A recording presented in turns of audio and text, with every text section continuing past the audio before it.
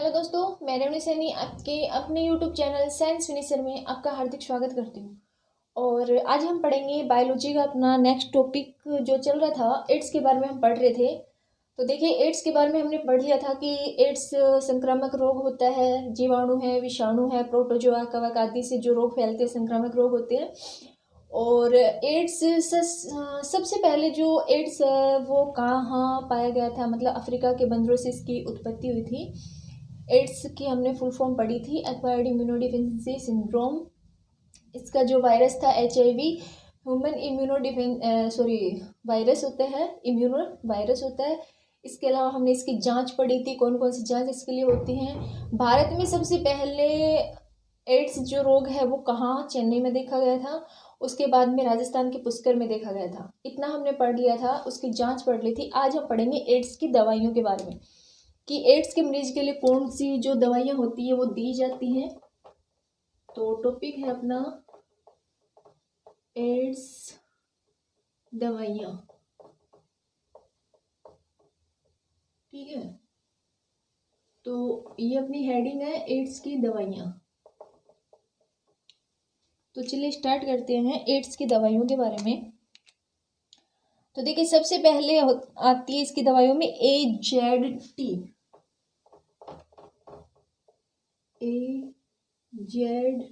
या फिर मैं इसको बोल सकती हूँ जूडोवीर दवाई या फिर औषधि दवा। और एक इम्पॉर्टेंट बात ये है इसके लिए कि ये जो है इसका निर्माण भारत में होता है। ये जो दवाई है एड्स के लिए, इसका जो निर्माण है ये भारत में होता है। अगर क्वेश्चन में पूछ लिया जाए तो निर्माण भारत में, ठीक है। नेक्स्ट इसके लिए दवाई होती है साइक्लोस्पोरिन दवा होती है। कौन सी होती है? साइक्लोस्पोरिन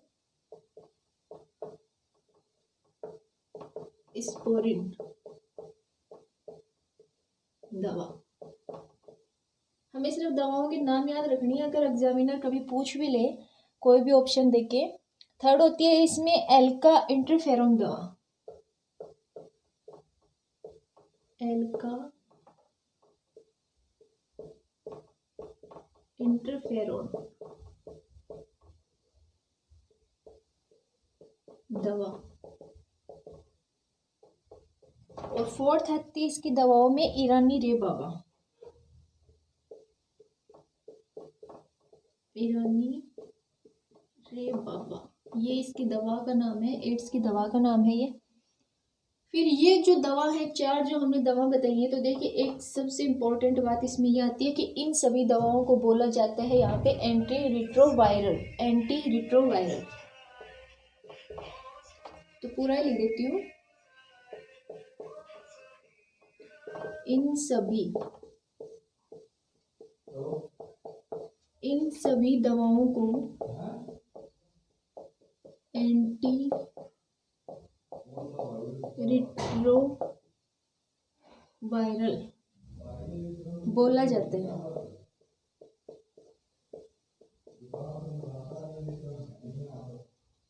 है। ठीक है। फिर आता है कि देखिए, सबसे पहले जो एड्स दिवस है जो हम मनाते हैं, कब मनाते हैं? 1 दिसंबर को मनाते हैं एड्स दिवस। तो ये सबसे पहले शुरुआती, मतलब फर्स्ट बार कब से स्टार्ट किया गया था, इसको कौन सी ईयर से स्टार्ट किया गया था? वैसे तो पूछ लिया जाता है, सीधा क्वेश्चन पूछा जाता है, एड्स दिवस कब मनाया जाता है?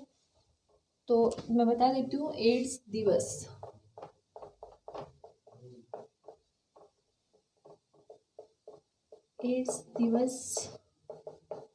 2003 से 2003 के साल से मनाया जा रहा है। और 1 दिसंबर को ये मनाया जाता है। 1 दिसंबर को, 2003 से 1 दिसंबर को मनाया जाता है,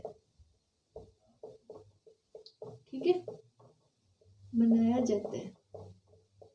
ये आपको याद रखना है, क्योंकि याद वैसे भी रखना है क्योंकि ये क्वेश्चन एग्जाम में पूछते रहते हैं। नेक्स्ट अपना रोग आता है संक्रामक रोग में मलेरिया रोग। देखते हैं मलेरिया रोग। पहला हमने एड्स पढ़ा है, दूसरा है मलेरिया। ये संक्रामक रोग होता है तो देखिए मलेरिया रोग किसके काटने से होता है? सबसे पहले तो मलेरिया जो है इसको क्या कहा जाता है? इसको बुखार का राजा कहा जाता है। बुखार का राजा मतलब खतरनाक बुखार होती है, इसीलिए इसको बुखार का राजा कहा जाता है। ठीक है। दूसरी बात आती है कि जो मलेरिया शब्द जो है ये सर्वप्रथम किस वैज्ञानिक ने दिया था? तो ये दिया था 1826 में दिया था। मैक्यूलोच, नाम तो अच्छा है वैज्ञानिक का। मैक्यूलोच ने मलेरिया शब्द दिया था 1826 में। मलेरिया शब्द दिया था। ठीक है। नेक्स्ट इसके बारे में कि यह रोग किसकी वजह से फैलता है। तो देखिए मलेरिया के ऊपर क्वेश्चन पूछा जाता है, फिर क्वेश्चन में दे दिया जाता है कि मादा एनाफ्लिज से कौन सा रोग फैलता है। फिर पूछ लिया जाता है कि मलेरिया रोग में वाहक कौन होता है। तो देखिए मच्छर होता है, मादा होती है, मच्छर का नाम होता है एनाफ्लीज। मादा एनाफ्लीज मच्छर वाहक होती है इसके।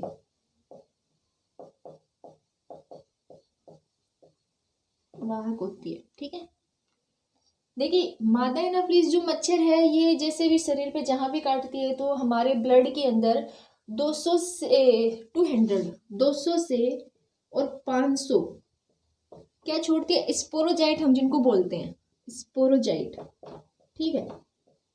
ये स्पोरोजाइट्स ये हमारे ब्लड में छोड़ती है और ये जाते हैं हमारे आरबीसीज में। आरबीसीज को तोड़ते हैं और आरबीसीज को तोड़ने से शरीर में कमजोरी होती है और उस वजह से जो है बुखार होती है, जो मलेरिया बुखार होता है ये शरीर पे प्रभावी होती है। तो ये हम इतना डीप नहीं पढ़ेंगे इसमें, हमसे एग्जामिनर ये नहीं पूछता है। ठीक है। प्लाज्मोडियम जो मच्छर है, प्रजाति है मच्छर की प्लाज्मोडियम, इसको देखिए हम 4 भागों में डिवाइड करते हैं और ये बहुत ही इंपॉर्टेंट है। ठीक है। प्लाज्मोडियम एनाफ्लीज, तो यहाँ पे मैं लिख रही हूँ प्लाज्मोडियम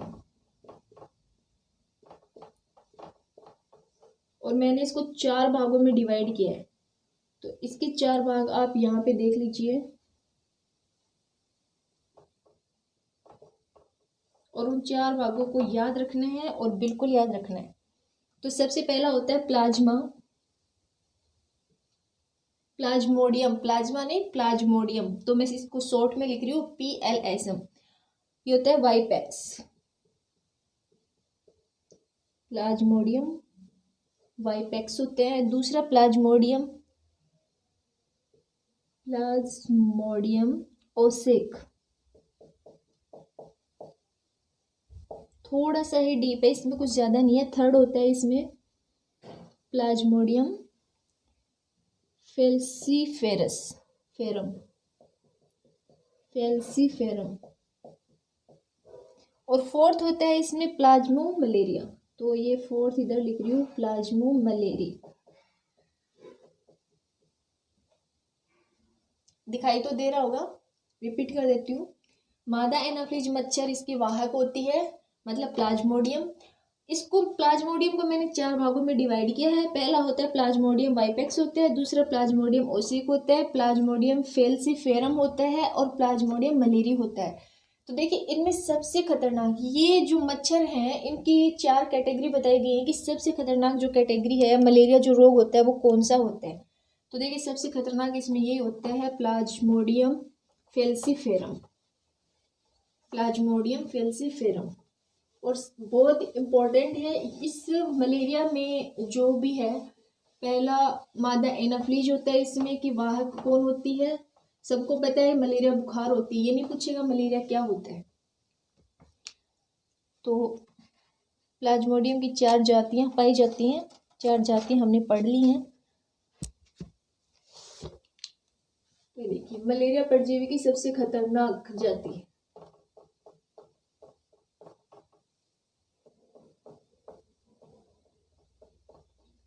मलेरिया परजीवी की सबसे खतरनाक जाति है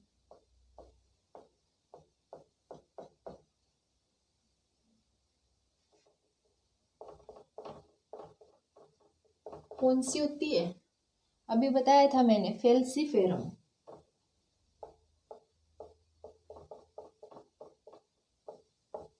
फेल्सीफेरम, ये आपको ध्यान रखना है, याद रखना है।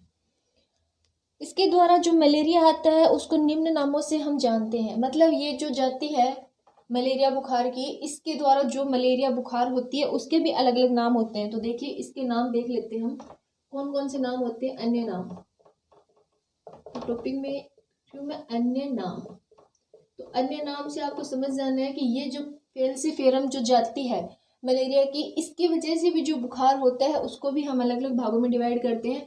मतलब उस बुखार को अलग अलग नाम दिए गए। तो सबसे पहला होता है इसमें मस्तिष्क ज्वर,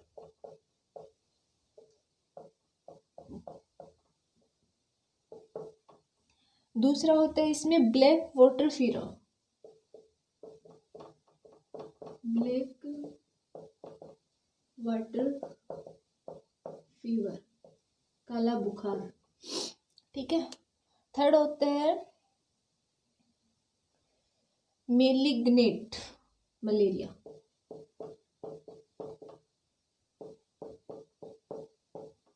मेलिग्नेट मलेरिया। और फोर्थ होता है इसका एस्टिवो एनिमल, एस्टिवो एनिमल।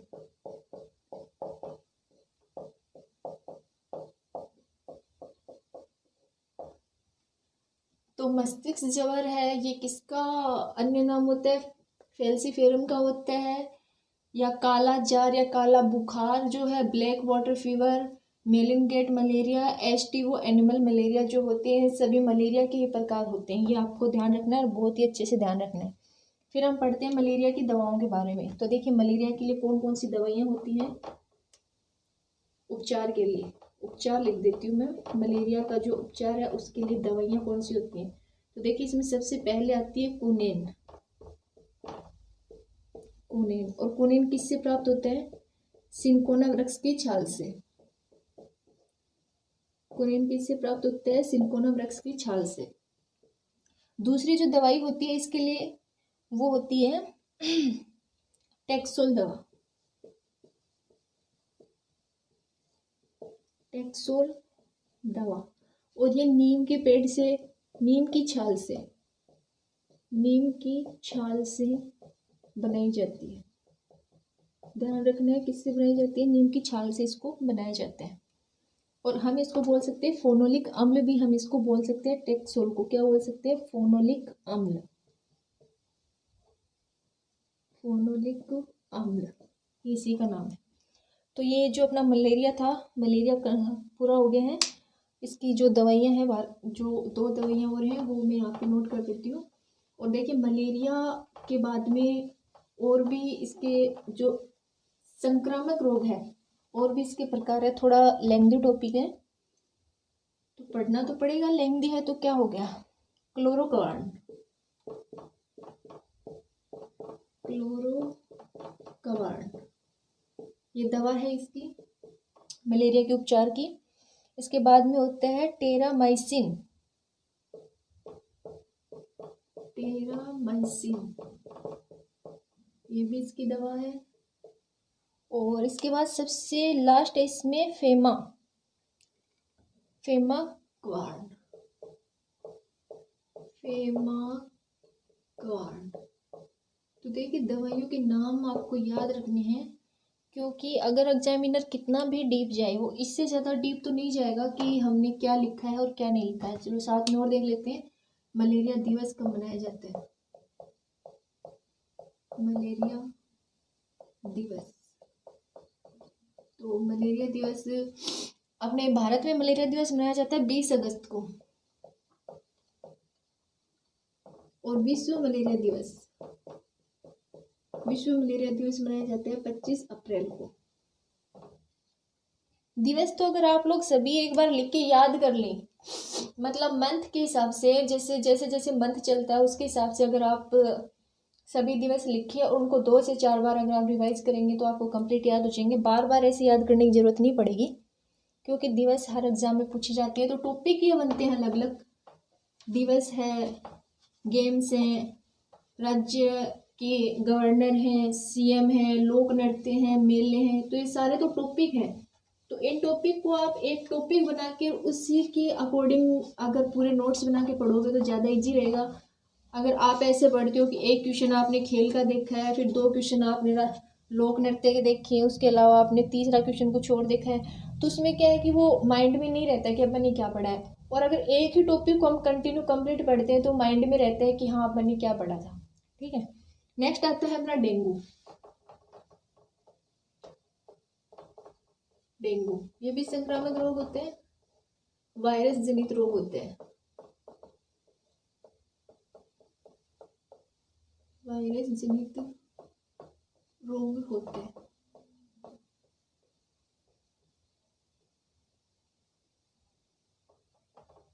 एक प्राणी ने कमेंट किया था कि उनको मैं जो एग्जाम में क्वेश्चन आ रहे हैं वो क्वेश्चन बताऊं, तो क्वेश्चन भी बताऊंगी लास्ट में। इसकी वाहक, डेंगू का जो वाहक है वो होती है मादा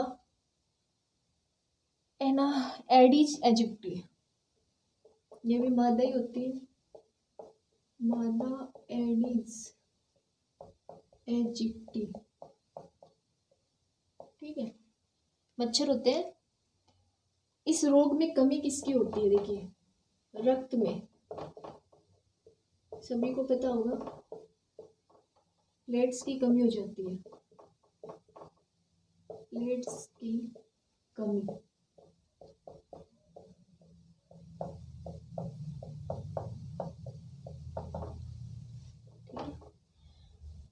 और होता क्या है इस रक्त में? आंतरिक रक्तस्राव होता है, आंतरिक रक्त का स्राव। जो इम्पोर्टेंट था, जो भी क्वेश्चन इससे बनते हैं सारे करवा दिए। आंतरिक रक्त का स्राव होता है, इससे ज्यादा इसमें से कुछ आना भी नहीं है। और जितना क्वेश्चन डेंगू के अंदर से ओवे हैं, बने हैं, जो अपन मतलब कि जो एक बंदा 15 मिनट का वीडियो बना रहा है और इस वीडियो के अंदर वो आपको 10 क्वेश्चन करवा रहा है, और वो 10 क्वेश्चन उसने डेंगू से करवा दिए, मलेरिया से करवा दिए, तो उसमें आपके 15 मिनट कंज्यूम हो गई। लेकिन अगर आप 10 मिनट का कोई टॉपिक देखते हैं तो उसमें आपके कितने क्वेश्चन बनते हैं, मतलब कितने क्वेश्चन कवर हो जाते हैं, ये आप खुद सोच सकते हो। इतने तो समझदार आप लोग भी हो। नेक्स्ट आता है अपना येलो जवर, येलो फीवर बोल सकते हैं इसको, पीत जवर। ठीक है, तो वायरस जनित रोग होते हैं, एडिस एजिप्टी मच्छर होते हैं, वायरस जनित रोग होते हैं। तो देखिए संक्रामक पढ़ रहे हैं तो वायरस जनित ही होगा। वाहक अगर इसमें बोला जाए तो वाहक वही होते हैं, एडिस एजिप्टी। नाम तो घणो सोणो है इसको, नाम पे मत जाइयो। जो नाम घना शुद्ध होते हैं ना वो अंदर से उतने खतरनाक होते हैं। फिर अपन पढ़ेंगे चिकनगुनिया बुखार, चिकनगुनिया। देख लीजिए चिकनगुनिया बुखार में क्या होते हैं। इसकी वाहक जो होती है वो एडिस एजिप्टी मच्छर ही होती है, एडिस एजिप्टी मच्छर। तो देखिए बुखार जो भी होती है सभी की वाहक यही होती है। और इस चिकनगुनिया बुखार में क्या होता है, जोड़ों में दर्द होता है, बहुत ज्यादा होता है, जोड़ों में दर्द। और साथ में होता है इसमें त्वचा पर लाल रंग के धब्बे, त्वचा पर लाल धब्बे। तो ये इसके लक्षण बताए गए हैं यहाँ पे, जो कि आपको याद रखने हैं। ठीक है, एडिस एजिप्टी देखो काफ़ी शाही है, 3 बीमारियों को एक साथ लेके चलता है ये मच्छर। तो इसे चिकनगुनिया भी होता है, इससे पीत जवर भी होता है, इससे डेंगू भी होता है। ठीक है, तो याद रखने के लिए है, अच्छा है कि इसको हम याद रखें। ऐसे इसने काम किए हैं, महान काम इसने किए हैं, इसलिए आप इनको याद रख सकते हो। नेक्स्ट अपन पढ़ेंगे कवक जनित रोग, मतलब जो कवक है उनसे कौन कौन से रोग होते हैं। तो देखिए उनसे रोग है, एक तो अस्थमा रोग होता है, एक गंजनल रोग होता है। ये मैं आगे बता दूंगी, अभी हम ये कंप्लीट कर लेते हैं वायरस जनित जो रोग है। फिर आता है वायरस जनित में swine flu. Swine flu, swine flu एक वायरस जनित रोग होता है और इसका वायरस कौन सा होता है सबको पता है, H1N1 इसका वायरस होता है।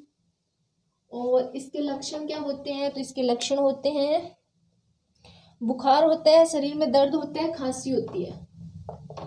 बुखार होता है, शरीर में दर्द होता है, शरीर में दर्द, खांसी और उल्टी, ETC, ये सारे इसके लक्षण होते हैं। इसकी दवा, इसकी जो दवा है वो देख लेते हैं, फिर मैं लिख देती हूँ दवा या फिर उपचार। तो देख लीजिए इसकी दवा या उपचार। इसकी जो दवा होती है ओसेल्टा मीवीर औषधि, ये औषधि है ओसेल्टा। राइटिंग थोड़ी थोड़ी कोनी घनी सुगली है लेकिन समझ जाइयो, ओसेल्टा मीवीर औषधि, औषधि, ठीक है। ये हो गया है अपना स्वाइन फ्लू। स्वाइन फ्लू के बाद में कवक से जो रोग है वो भी बता देती हूँ।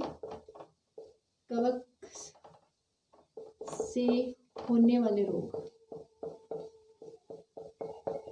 होने वाले रोग,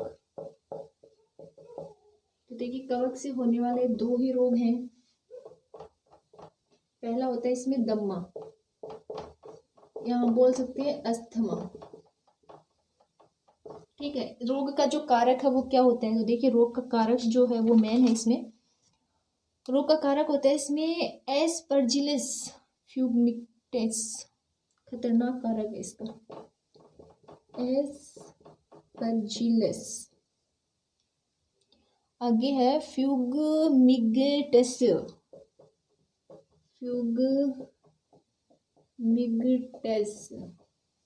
ये इसका कारक होता है। भाई याद रख लियो, अगर याद रखा जाए तो आप लोगों से, नहीं रखा जाएगा तो भी रखना तो पड़ेगा। दूसरा इसका रोग होता है गंजनल,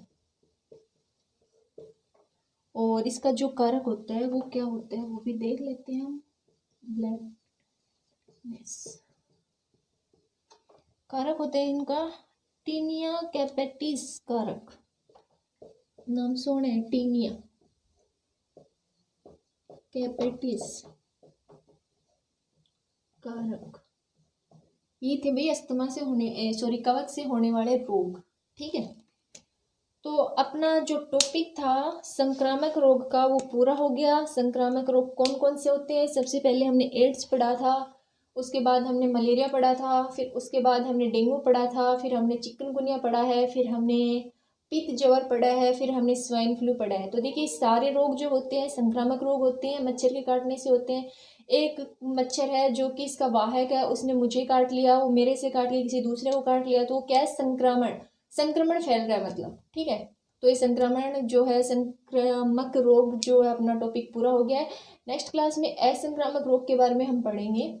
तो आज की क्लास में जो मैंने पढ़ाया है मुझे आशा है, अभिलाषा है कि आप लोगों को समझ में आया होगा। तो वीडियो को पूरा जरूर देखिएगा, लाइक शेयर और सब्सक्राइब करना ना भूलें, ठीक है। और क्वेश्चन की बात चल रही थी, क्वेश्चन पूछा था किसी ने कि क्वेश्चन जो है एग्जाम में कैसे आ रहे हैं। तो देखिए क्वेश्चन के बारे में बता देती हूँ। मैंने भी, ये नहीं है कि मैंने एग्जाम दिया है फिर मेरे पास कोई क्वेश्चन आए हैं। मेरे पास में एक लेडीज ने एग्जाम दिया था और जयपुर उनका एग्जाम था, कल की शिफ्ट में एग्जाम था, उन्होंने एग्जाम दिया है। उन्होंने मेरे को क्वेश्चन बताए थे कि किस टाइप के क्वेश्चन आ रहे हैं। तो देखिए उन्होंने एक क्वेश्चन बताया था मेरे को, खेलो इंडिया यूथ गेम।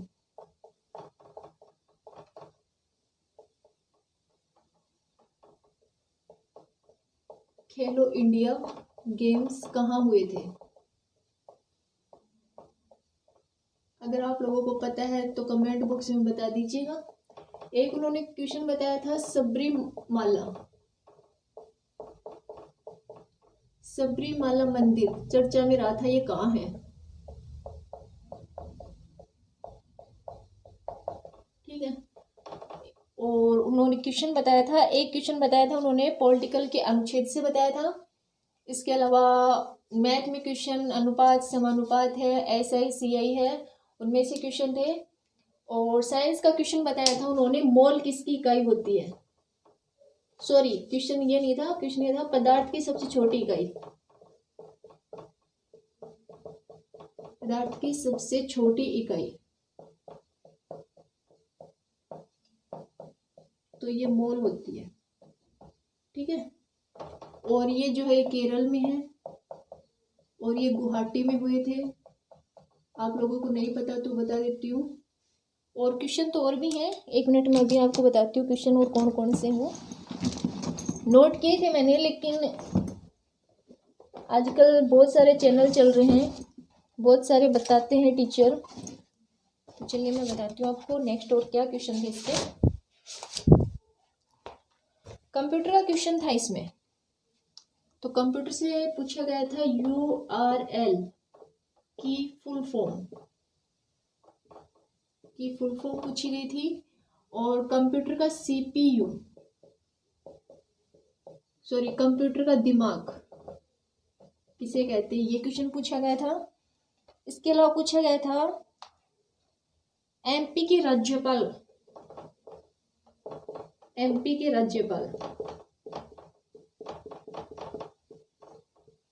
इसके अलावा क्वेश्चन बैंक ऑफ बड़ौदा में किस बैंक का विलय हुआ था। Next question, bank of Baroda में किन बैंकों का विलय हुआ था। बहुत अच्छा क्वेश्चन है, विलय हुआ था। तो देखिए ये जो टॉपिक है बैंक से रिलेटेड जो टॉपिक है ये आप ध्यान में रख लीजिएगा।